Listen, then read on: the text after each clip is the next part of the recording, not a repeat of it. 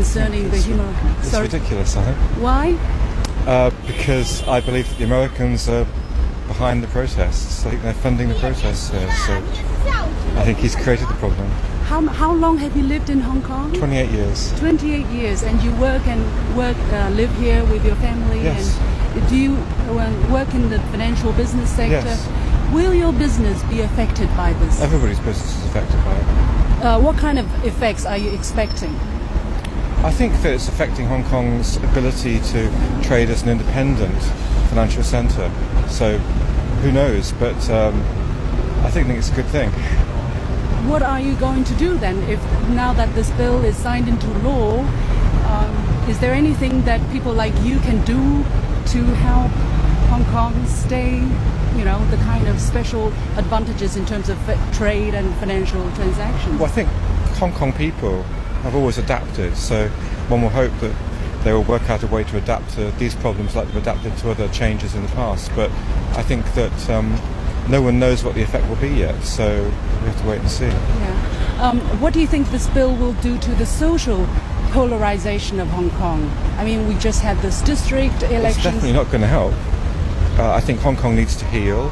I think both sides need to listen to each other and learn from what's happened. I think there's been a problem with perception bias in Hong Kong, in that the protesters don't understand what the people who disagree with them feel, and those people who disagree with the protest don't understand where the protest is coming from and why they feel so strongly about the things that they're protesting about. So I think there's been a big disconnect in Hong Kong, and both sides need to listen to the other side, otherwise we're never going to heal. Yeah, and with this bill, does it make it better, easier for them to listen to each other? No, I don't think so. I don't see how this helps one little bit. What about the trade war? I mean, the trade frictions, let's say, between China? Personally, I see this as part of the trade war. I think that the protesters have got their concerns, but I think that has been fueled and paid for by American money. And so I think this is part of the trade war, in a certain sense. I really believe America must have some role in funding this. Were you from originally? The UK? The UK, yes. Okay. But how would you describe, because you lived here 28 years, so you saw the end of the British rule and you saw all the 22 years after Hong Kong came over to China. How would you describe the two different eras? I think that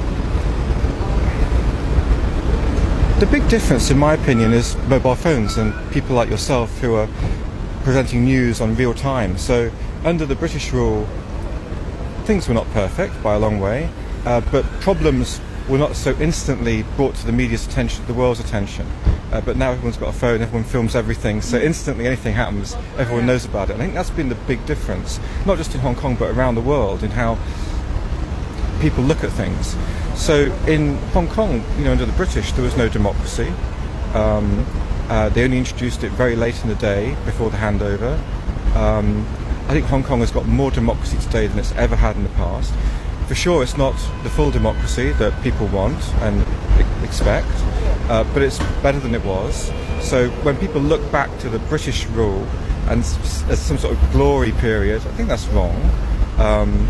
I think that Hong Kong is still the freest economy in the world. It's still economically very strong. Okay, it's taken a dip. So actually, I think things have been pretty good. You'd have to look at Hong Kong as a big success story. And I think after the Chinese takeover, I personally think that Beijing has been very good in letting Hong Kong get on with doing what it does.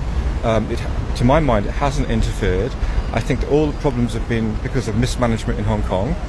I don't think it's the problem of across the border. Yeah. So I think this is a mess that Hong Kong people have created, and Hong Kong people need to fix it. Do you mind that we use your name? Do you mind giving your identity, or do you want to keep it anonymous? We're from CGTN, the International TV of China. Oh, okay. Do you mind, or you want to keep it anonymous? You can use. I think you can use my name. My name is John Maguire. I don't think I've said anything too bad. Maybe some people won't like it, but that's life. We're all entitled. I think one of the freedoms that we have in Hong Kong is we all should have the freedom to express our own opinions. And obviously some people don't feel that way at the moment, but and you have the freedom to express your opinions. Absolutely. I think Hong Kong has got a lot of freedoms. you know, we do have the freedom to speak up. We do have the freedom to disagree. We do have the freedom to call out our government when it gets things wrong. And I think these are things which should be in Hong Kong, should be cherished. And at the moment, they're being trampled on, I think. Thank you so much. Okay. I wish you have a good day. Thank you.